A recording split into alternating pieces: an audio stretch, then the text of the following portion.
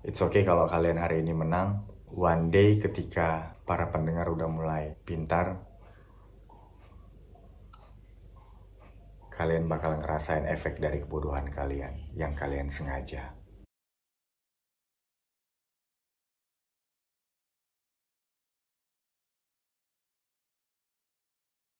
Mungkin dari aku pribadi, semoga ini bisa buat sebagai jalan keluar lah buat kalian ketika kalian stuck bikin lagu. Karena sering kali orang nanya di kolom komentar YouTube, Instagram, atau isi DM, ataupun dia langsung datang lagi main ke studio, atau pas lagi sharing tentang lirik ketika habis mesan beat gitu kan. Sering kali ada pertanyaan, "Bang, tema apa lagi yang mau kita angkat ya?" Soalnya iya, sebagai rapper atau sebagai musisi nggak kemana-mana kok temanya. Paling tentang cinta, tentang kehidupan, pedih-pedihnya kehidupan, perjuangan kehidupan, atau tentang persahabatan, tentang rasa terima kasih ke orang tua dan keluarga, atau mengomentari politik, atau berbicara tentang sosial gitu kan. Iya, nggak kemana-mana, ke situ-situ aja memang. Nah, tapi dari semua itu, apa yang bisa bikin lagu kita itu tetap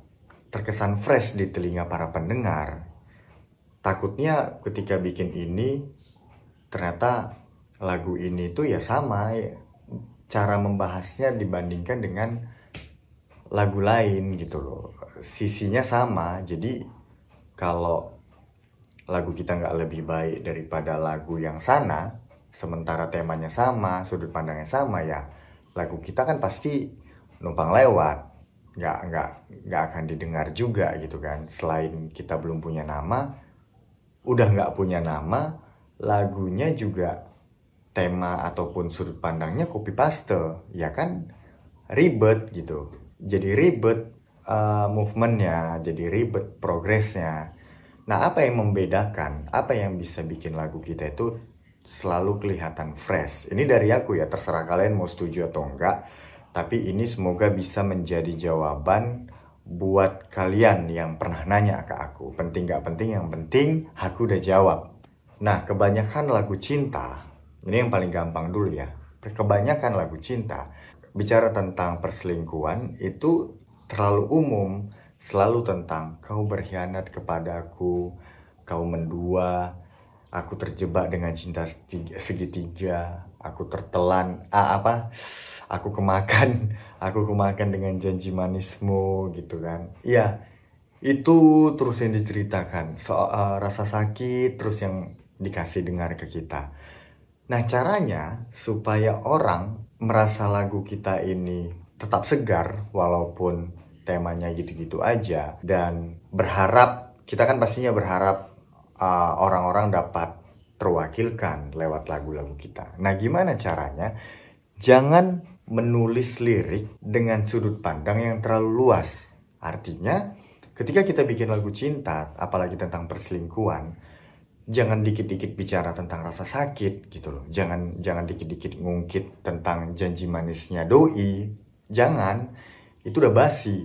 Nah, caranya adalah tulis lirik, rangkai lirik, isinya tentang tragedinya. Tragedi kau diselingkuhin, tragedi kita diselingkuhin gitu. Tentang tragedinya. Pokoknya tulis lirik lah untuk menggambarkan itu. Contoh tragedinya entah mungkin dia ketahuan selingkuh di atas beca gitu kan.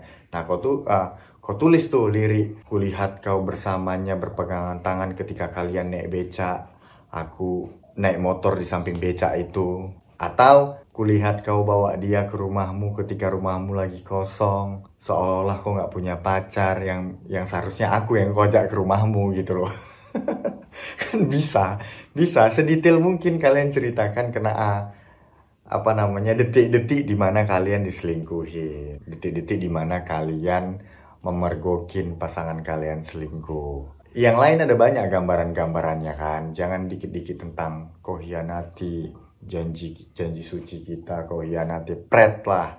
Itu nampak kali membual, nampak kali kita nggak bisa menyampaikan sesuatu lewat sudut pandang yang jarang kali orang tembus gitu loh.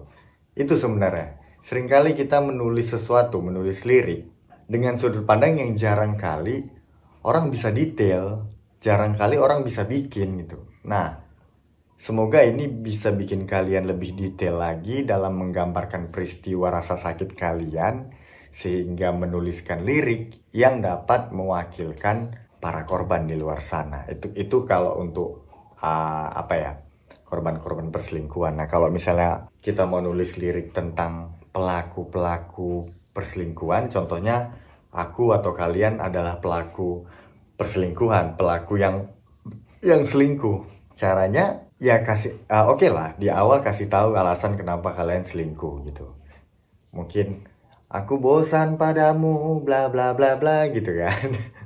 Makanya aku selingkuh gitu. Nah, iya, kita tahu kalau misalnya kita bosan, kita selingkuh itu karena bosan. Apalagi gitu, karena bosan atau karena nafsu yang nggak bisa kita tahan gitu. Cuman supaya unik, supaya orang bisa ketawa, itu kan pasti jatuhnya nanti komedi sih. Supaya orang bisa ketawa dengar lirik kita, ya realistis aja di dalam lirik itu ya.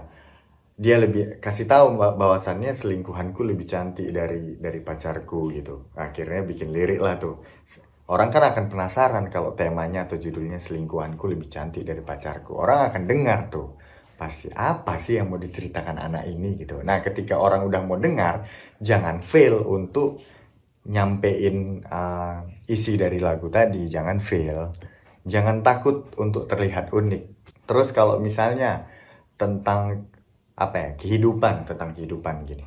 Orang di luar sana, rapper-rapper di luar sana banyak kali kok yang bikin lagu tentang kehidupan, dikit-dikit nyeritain seberapa struggle-nya aku. Wow, seberapa nggak tidurnya aku mengerjakan pekerjaanku gitu. Seberapa capeknya aku sehingga aku bisa sampai ke titik ini. Semua tentang rasa capek, semua tentang rasa struggle, hustle, kampret dan segala macamnya. Iya, tahu kalau kita orang sukses, ketika kita bikin lagu, orang tahu kalian tuh pasti struggle, kalian tuh pasti capek hidupnya, tahu. Atau bahkan belum sukses nih, pengen curhat ke dalam lagu, pengen curhat. Orang tahu kok ketika kita belum sukses dan kita bikin lagu tentang proses kita dan progres kita, orang tahu ini lagunya pasti tentang rasa capek nih. Tapi kenapa jarang kali mewakilkan gitu? Kenapa orang-orang jarang kali terwakilkan? Karena jarang orang yang mau ngaku, orang yang mau secara realistis menuliskan apa pekerjaannya di dalam lagu itu. Contohnya, aku penjaga warnet gitu kan.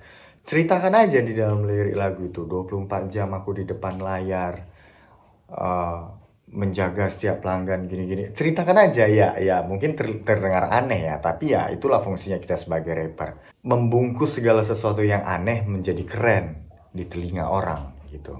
Contohnya kalian jadi Jadi maling gitu kan, jadi maling. Ceritakan aja kalian pernah maling apa, sampai akhirnya kalian bisa buka perusahaan apa lewat jadi maling itu gitu. Atau kalian jadi pegawai perusahaan tukang gadai. Ceritakan aja bahwasannya ya 16 jam aku kerja di depan meja ngelihat customer-customer yang pengen menggadaikan laptopnya, yang pengen menggadaikan kameranya, yang pengen menggadaikan handphonenya.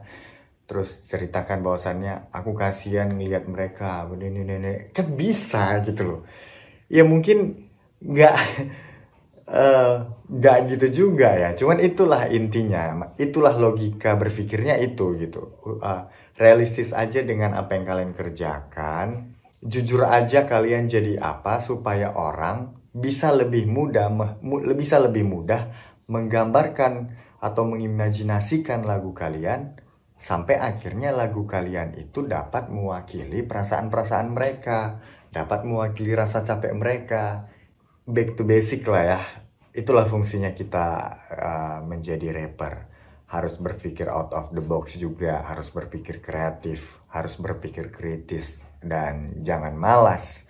Jangan malas berpikir, jangan malas bergerak gitu. Untuk menembus apa yang mungkin musisi-musisi lain gak bisa tembus.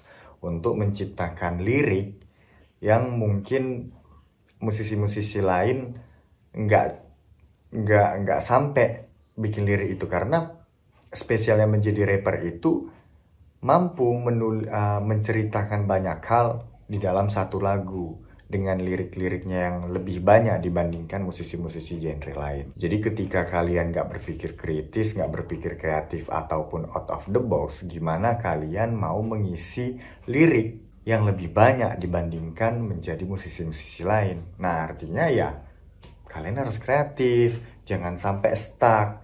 Kalaupun stuck ya istirahat sebentar, berpikir, cari sudut pandang yang berbeda ketika kalian pengen ngebahas sesuatu yang udah mainstream gitu. Gak apa-apa, banyak tema mainstream. Tapi tergantung gimana cara kita nyampeinnya aja, tergantung gimana cara kita nyeritainnya aja ke para pendengar. Lebih realistis lagi di dalam lirik, lebih detail lagi tentang kejadian-kejadiannya, ceritakan apa tragedinya, ceritakan kalian menjadi apa, dan bekerja sebagai apa, mungkin itu bakal lebih mewakilkan para pendengar. Kalau menurutku ya, dan aku juga gak maksa kalian untuk percaya hal-hal ini, dan kalian juga gak bisa maksa aku untuk percaya dengan ketidakpercayaan kalian. Ya, semoga rapper-rapper Indonesia tidak malas berpikir, karena lahirnya lirik-lirik yang cacingan, lahirnya lirik-lirik yang kurang, lahirnya flow-flow yang tak apa-apa, itu bermula dari manusia-manusia yang pengen jadi rapper tapi malas berpikir gitu. Dan jangan jadikan instrumental kalian sebagai sesuatu yang berfungsi untuk menutupi kejelekan lirik kalian.